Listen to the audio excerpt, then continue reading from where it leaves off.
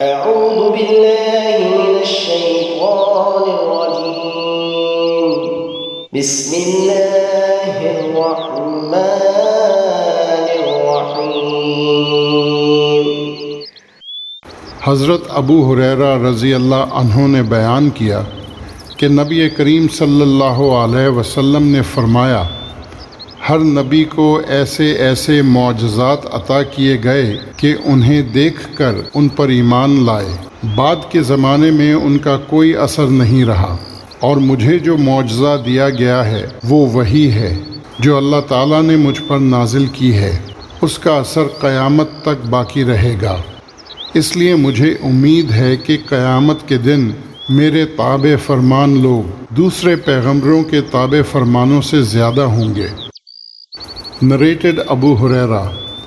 The Prophet, peace be upon him, said, "Every prophet was given miracles because of which people believed.